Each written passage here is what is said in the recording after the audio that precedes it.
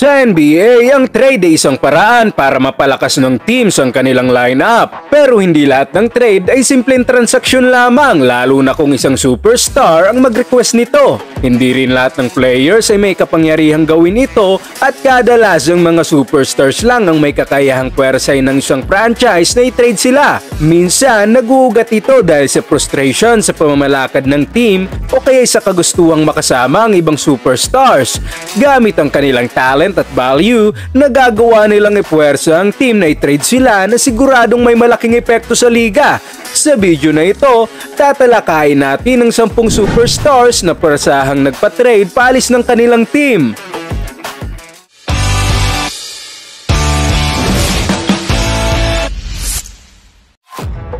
Number 10. Jimmy Butler.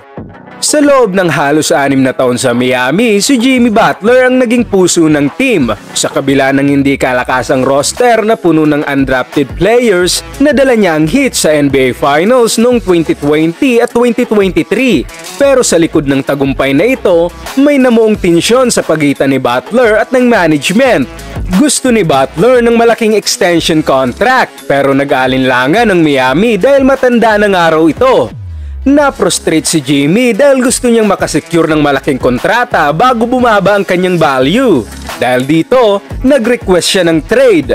Pero tila walang ginagawa ang Miami kaya si Butler na mismo ang gumawa ng paraan para mapilitang i-trade siya ng team. Bigla ngang nag-iba ang attitude niya at tila binibenta ang mga laro na hindi binibigay ang kanyang 100%. Taasan din niyang ipinahayag ang kanyang frustration at sinabing hindi na siya masaya sa Miami Heat. Kaya't sinuspindi siya ng kuponan dahil sa conduct detrimental to the team at pinagmulta pa. Samantalang dahil sa pagkabigo ng Warriors na makakuha ng pwedeng i-partner kay Curry, napunta ang kanilang atensyon kay Jimmy Butler. Pero noong una mas gustong lumipat ni Butler sa Phoenix Suns. Ngunit dahil desperado na siyang umalis sa Miami, tinanggap niya ang trade papunta sa Warriors. Number 9. Anthony Davis. Noong 2018 na hindi na nagugustuhan ni Anthony Davis ang direksyon ng Pelicans dahil sa ilang taon niyang pagbubuhat sa franchise ay walang nangyayari. Kaya't ginusto nitong lumipat sa isang championship contender team. Bago ang trade deadline, nagdemand dito ng trade paalis sa Pelicans. Gusto nga ni Davis na maging private lang ang kanyang trade request. Ngunit ang agent nitong si Rick Paul ay nilikang impormasyon sa NBA Insider na si Adrian Wojnarowski para ma-pressure ang Pelicans na i-trade siya.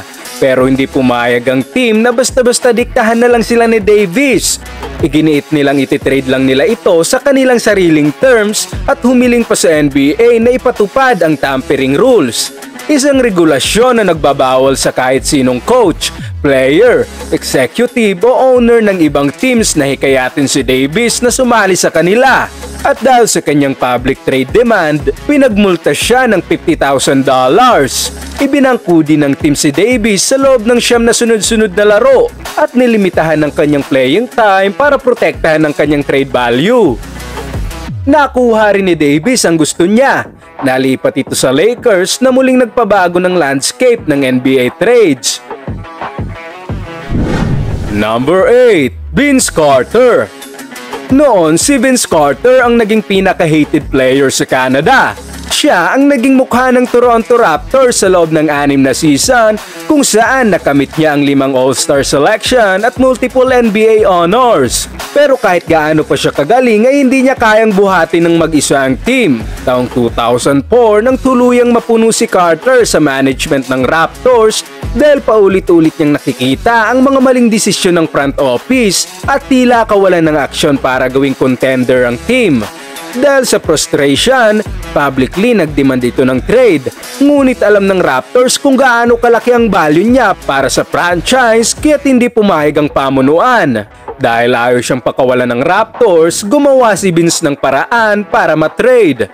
Hindi ito nagbibigay ng effort sa mga laro, bihirang umatake sa basket at halos walang depensa na syempre ikinagalit ng Raptors front office.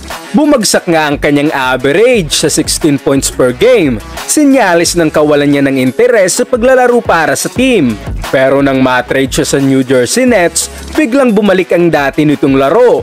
Sumipa ulit ang kanyang average sa 27 points per game. Dahilan para kagalitan siya ng mga Toronto fans. Ngunit sa paglipas ng panahon, nagkaayos din si Vince at ang mga fans. At nitong 2024, bilang pagkilala sa kanyang legacy, ni-retire ng Raptors ang kanyang jersey. Number 7. Carmelo Anthony.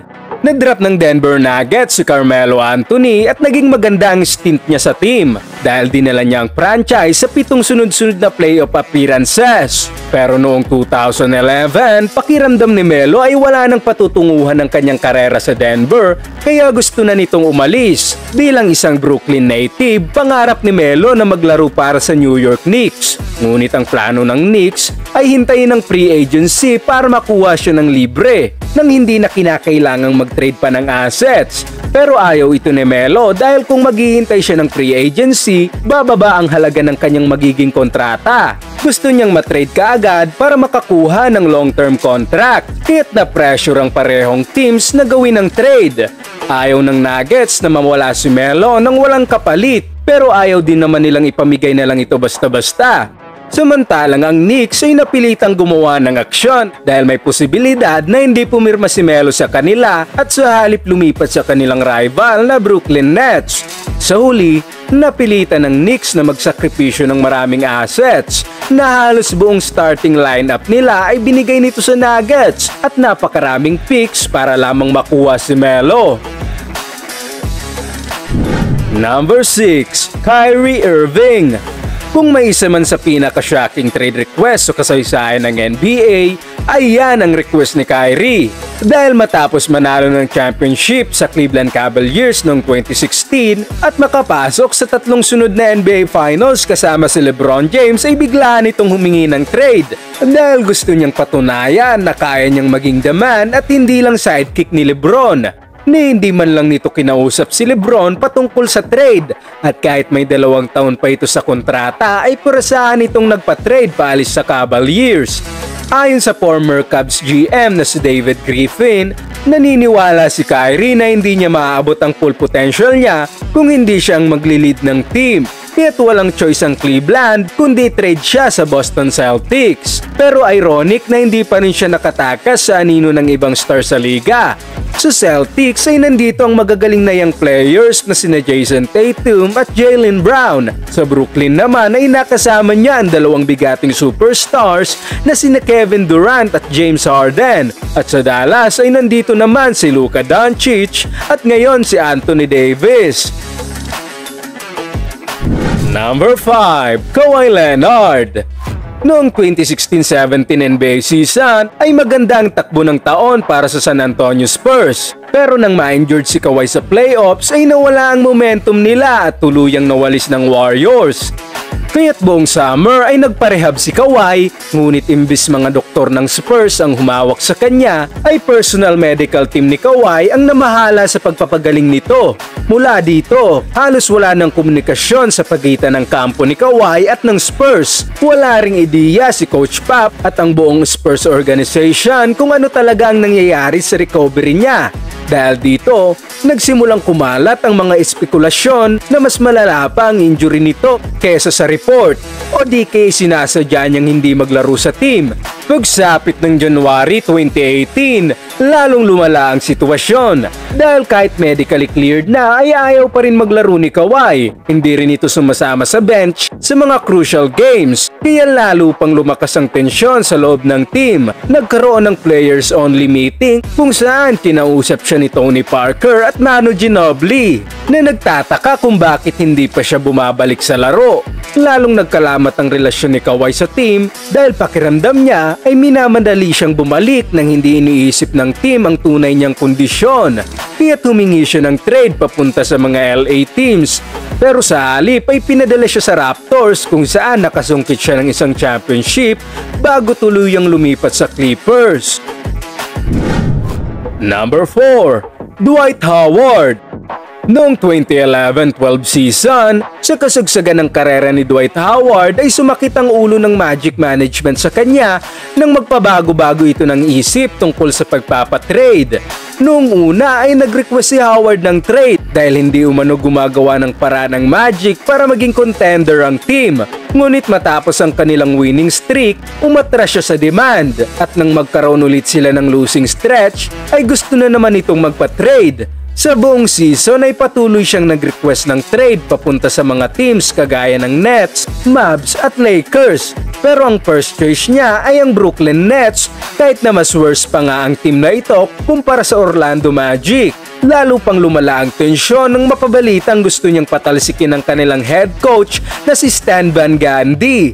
Sinabi ni Howard sa front office na hindi siya magpapatrade kung tatanggalin ng management si Van Gundy. Sinunod naman nila ito, pero kahit sinibak na ng Orlando ang kanilang coach ay hindi pa rin siya nagstay sa team. Lalo pang nagpagulo dito ang kanyang natamong back injury na tuluyang tumapos ng kanyang season. At pagkatapos ng lahat ng drama, solely na trade ito papunta sa Lakers. Number 3. Shaquille O'Neal. Noong 2003-2004 NBA season, bumuo ng star-studded super team ang Lakers. Pero sa finals, ginulat sila ng Detroit Pistons. Sa panahong ding ito, may lumalalang tensyon sa pagitan ni Shaquille O'Neal at Kobe Bryant. Hindi nagustuhan ni Shaq na si Kobe ang mas nakakakuha ng atensyon at bibigyan ng mas malaking kontrata ng team na ibig sabihin lamang ay mas maliit ang matatanggap niya kumpara kay Bryant. Samantalang ayon kay Kobe, tamad umano si Shaq at hindi dedicated sa paglalaro. Ayon pa sa ilang report, sinabi ni Kobe sa management na aalis siya kung hindi ititrade ng team si Shaq. Sa huli, mas pinabura ng Lakers si Kobe kesa sa tumatandang Shaquille O'Neal. Dahil sa frustration, pinilit ni Shaq na magpa-trade paalis ng LA at lumipat sa Miami, isang desisyong tumapos sa Lakers dynasty. Number 2. James Harden. Si James Harden ay nakilala bilang isang player na parasahang nagpapatrade kapag hindi na niya nagugustuhan ang tinatakbo ng team. Nagsimula ito sa OKC kung saan ayaw siyang bigyan ng max contract dahil umiiwas ang team sa luxury tax. Pakiramdam ni Harden hindi nire-respeto ng team ang kanyang talento, kaya humingi siya ng trade at napunta sa Houston Rockets. Pero dahil sa sunod-sunod na pagkabigo sa playoffs, ay gusto na nitong umalis sa Rockets. Sa 2021 NBA season ay nagulat ang mga NBA fans nang makita itong tila out of shape at hindi niya rin siniseryoso ang mga laro. Makalipas lamang ang 8 games, pinilit niyang magpa-trade sa Brooklyn Nets para makasama sina Kevin Durant at Kyrie Irving. Pero nang maramdaman niyang hindi mag-work ang kanyang partnership kina Kevin Durant at Kyrie, ay muli siyang gumawa ng paraan para matrade. Dito naman ay napunta siya sa Philadelphia 76ers. Ngunit noong 2023, nagkaroon naman siya ng issue kay Sixers President of Basketball Operations na si Daryl Morey. Kasong tinawag ni Harden na sinungaling si Morey at diretsahang sinabing ayaw niya nang bumalik sa team dahil ayaw na rin ng Sixers ng dagdag sakit sa ulo na trade si Harden papunta sa Clippers. Number 1. Wilt Chamberlain. Si Wilt Chamberlain ang kauna-unahang NBA superstar na nag-demand at nag-orchestrate ng sarili nitong trade dekada bago pa man magkaroon ng free agency. Noong 1960s, walang kontrol ang mga players sa kanilang karir dahil sa reserve clause. Sa rule na ito, hawak ng mga teams ang kontrol sa mga players ng liga, kaya't hindi sila malayang makipagnegosasyon sa ibang team. Pero noong 1967, nabuo ang ABA na nagbigay ng leverage sa mga players at naging babala sa NBA na baka lumipat sila ng liga dahil sa patuloy na pananakal sa mga players. Pagkatapos manalo ni Wilt ng championship sa Philadelphia noong 1967, nakipag-usap ito sa owner ng Sixers para bigyan siya ng 1-year contract na walang reserve clause. Dahil dito, siya ang kauna-unahang NBA player na naging free agent noong 1968. Sinamantala niya ang pagkakataon at siya mismo ang kumausap sa iba't ibang teams para sa isang bidding war. Sa huli, pinili niyang sumali sa Lakers at walang nagawa ang pili sa desisyong ito na nagmarka sa kasaysayan ng NBA bilang kauna-unahang manlalaro na nagmaniobra sa isang blockbuster trade. At yan ang 10 NBA superstars na pwersahang nagpa-trade. Anong masasabi niyo patungkol dito mga boss? I-komento mo lamang sa ating comment section at babasahin nating lahat yan. Huwag kalimutang mag-subscribe para suportahan ang ating channel.